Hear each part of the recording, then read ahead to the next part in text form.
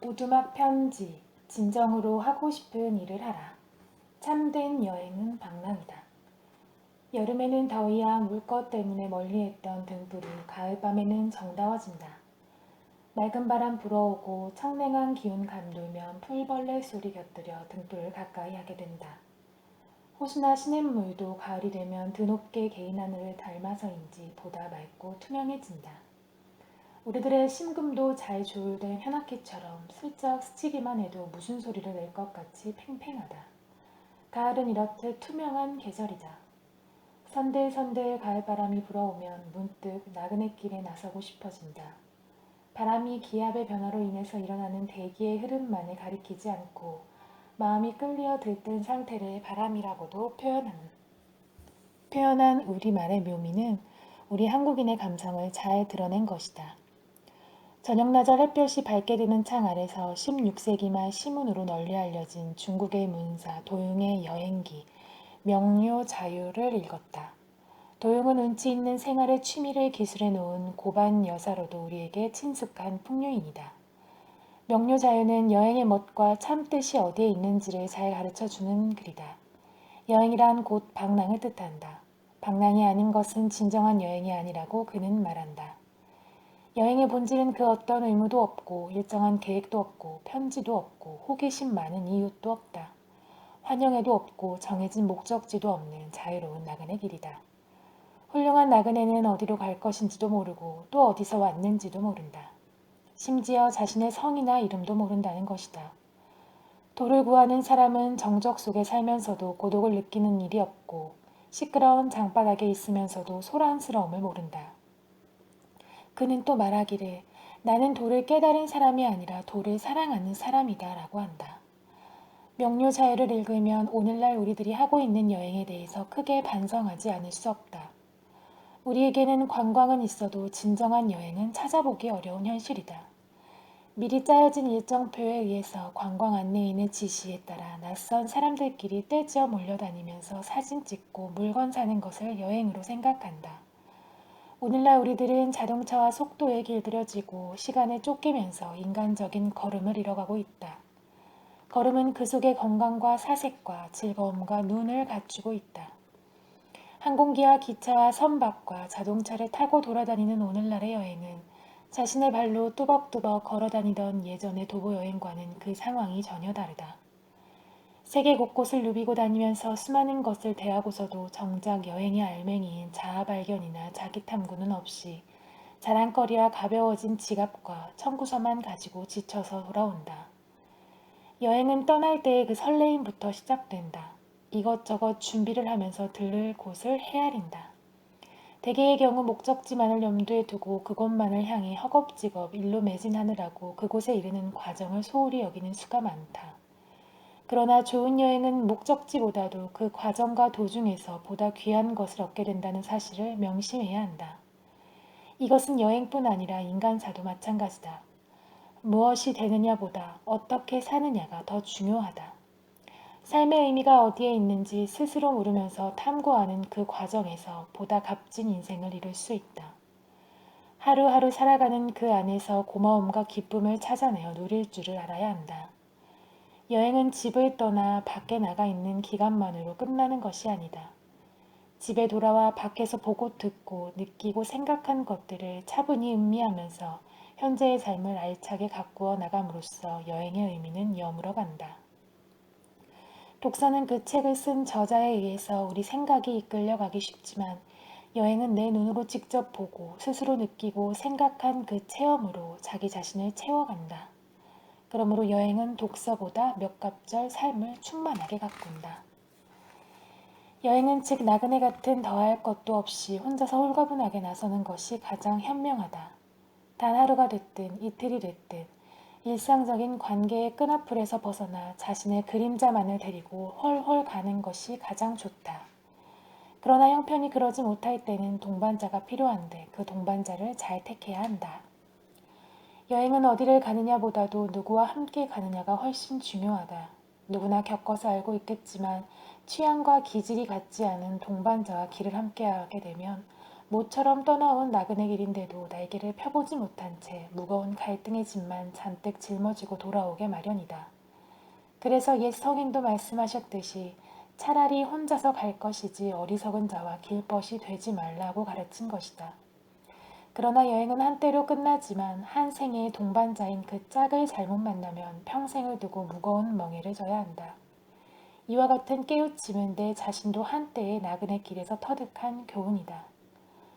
운수야인으로 자처한 명료자는 행복을 얻는 비결은 즐거움을 끝까지 추구하지 않고 알맞게 그칠 줄 아는 데에 있다고 한다.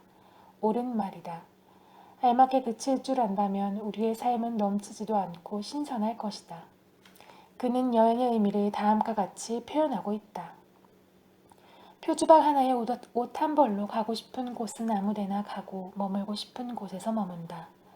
어느 곳에서 자더라도 주인의 일은 일체 묻지 않고 그것을 떠날 때에도 내 신분을 밝히지 않는다.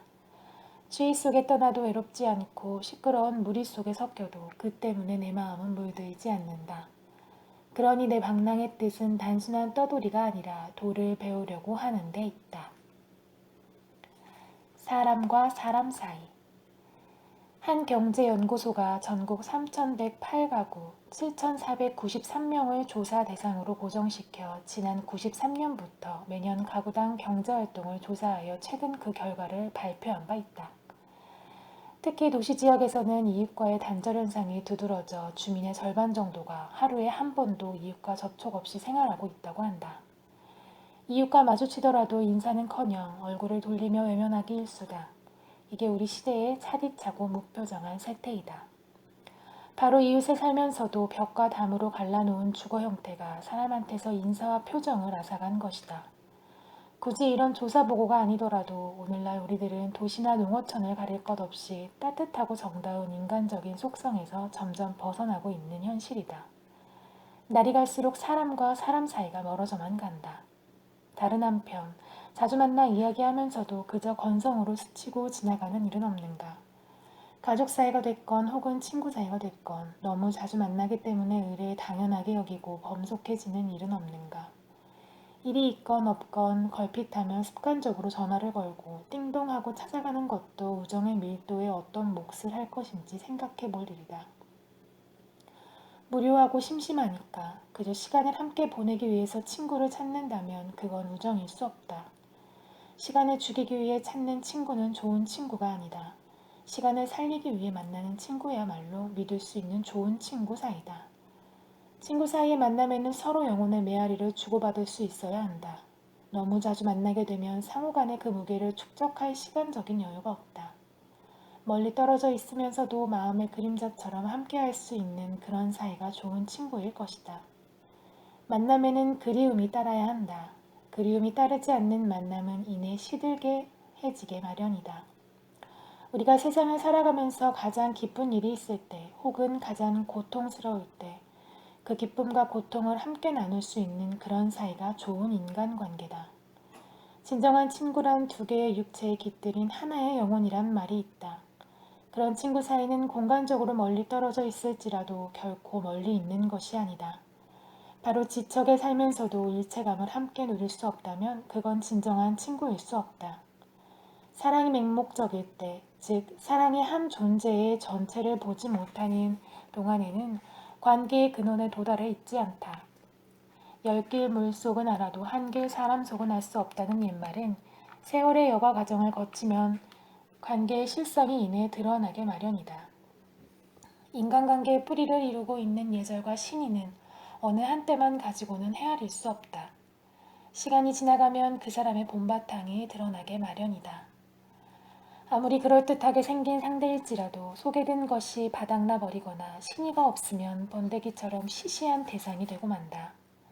그러나 지극히 평범한 상대일지라도 어느 날 문득 자신이 가장 소중하게 여기고 있는 일에 대해서 지대한 관심을 가지고 열정적으로 이야기를 나누게 되면 그가 새롭게 돋보인다. 진정한 만남은 상호 간의 눈뜸이다. 영혼의 진동이 없으면 그건 만남이 아니라 한때의 마주침이다. 그런 만남을 위해서는 자기 자신을 끝없이 가꾸고 다스려야 한다.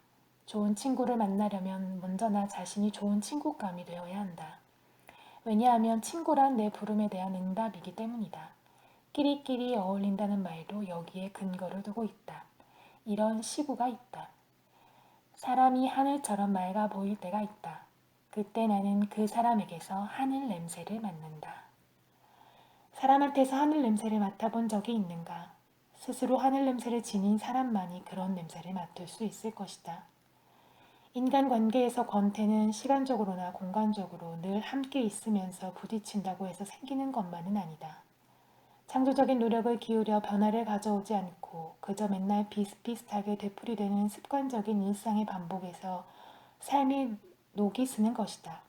아름다움을 드러내기 위해 가꾸고 다듬는 일도 무시될 수 없지만 자신의 삶에 녹이 슬지 않도록 늘 깨어 있으면서 안으로 헤아리고 높이는 일에 보다 근본적인 노력이 뒤따라야 한다. 생각과 영혼의 공감대가 없으면 인간관계가 투명하고 살뜰해질 수 없다. 따라서 공통적인 지적 관심사가 전제되어야 한다. 모처럼 친구끼리 만나서 이야기를 나누면서도 공통적인 지적 관심사가 없기 때문에 만남 자체가 빚을 잇는 일이 얼마나 많은가. 끊임없이 탐구하는 사람만이 지적 관심사를 지닐 수 있다. 사람은 저마다 따로따로 자기 세계를 가꾸면서도 공유하는 만남이 있어야 한다. 칼릴 지브란의 표현을 빌리자면 한 가락에 떨면서도 따로따로 떨어져 있는 검은고줄처럼 그런 거리를 유지해야 한다.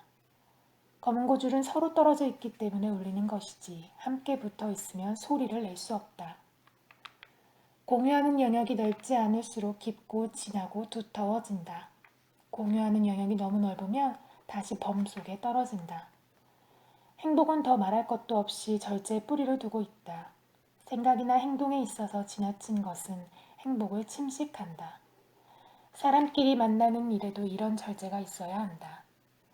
행복이란 말 자체가 사랑이란 표현처럼 범속으로 전락된 세태이지만 그렇다 하더라도 행복이란 가슴속에 사랑을 채움으로써 오는 것이고 신뢰와 희망으로부터 오고 따뜻한 마음을 나누는 데서 um이 튼다.